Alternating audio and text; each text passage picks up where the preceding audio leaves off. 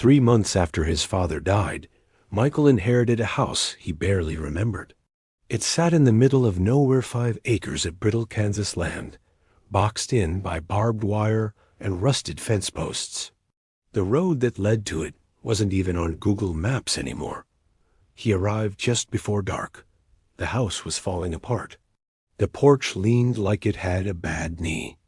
The windows upstairs were still covered in newspaper, old and yellow. But it wasn't the condition that bothered him. It was how untouched it felt, like time had just stopped. Inside, everything was frozen in the same moment. A book open on the couch. A half-used bar of soap in the sink. His father's jacket still on the coat hook. And the upstairs hallway still smelled the way it did when he was a kid. Old wood, mothballs, and something faint underneath. Something like rust. That's when he saw the door. It was at the far end of the hallway. Closed, stiff. When he pressed against it, it gave a little, but didn't open. Just resisted him like it was being held from the other side. There were no locks, no doorknob. Just deep, narrow scratches, 5 at a time, in long columns.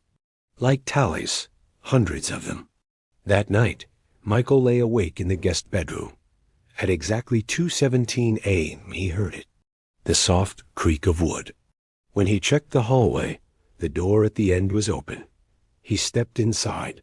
The room was empty. Just wood floors, cracked walls, and a window with no glass. Cold wind pushed through hard, though the air outside wasn't moving.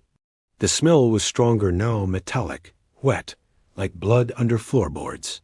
He was about to leave when he noticed the floor.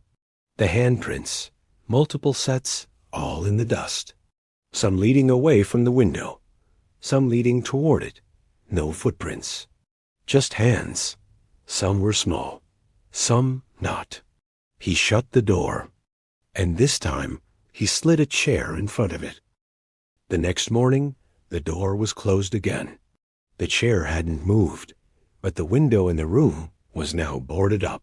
From the inside, Michael tried to forget it, tried to focus on the paperwork, the packing, the legal junk, until he opened one of the boxes his father had kept sealed in the closet. Inside were dozens of photos. Each one was nearly identical, the same room, the same angle. A boy standing at the window. Sometimes it was daytime, sometimes night. The boards on the window changed, but the boy's posture never did back to the camera, staring out. And in the last photo, the boy was turned around, looking directly into the lens. Michael dropped the picture. There was something scratched into the wall behind the boy, barely visible. Zoomed in, it read, "You always come back." He drove to a motel that night, left the lights on, didn't sleep. He didn't go back the next morning either. He waited until noon to even check the house from the road. And when he did, he saw something new. One of the upstairs curtains was missing. In its place was a face watching through the glassless window. But the worst part? It wasn't his father's face. It was his. Michael couldn't stop staring at the window. He knew what he saw. His own face, staring back from the upstairs room. But it didn't move, didn't blink, just watched. He stayed at the motel for another night, then another, but something followed him. His reflection stopped matching his movements, first in mirrors, then in windows. He would blink, and it wouldn't. He would turn away, and it stayed. One night, he dreamt of the house again, of standing in the window room, scratching lines into the door from the inside. When he woke up, his fingers hurt. The skin beneath his nails was packed with wood. He tried to get rid of the house, called lawyers, offered to sell it for almost nothing, but nobody wanted it. Then the county records office said something strange. They had no record of the property being transferred to his name, no will, no file, no deed. Legally, the house was abandoned, but the keys were still in his pocket. Michael went back one last time, not to clean it out, not to sell it, to burn it. He brought gas, matches, doused every floorboard, every staircase, even the walls of the upstairs hallway. He saved the window room for last.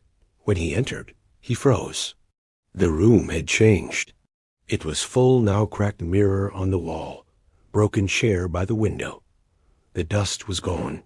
The handprints were still there. But this time, they were his, exactly his. He lit the match.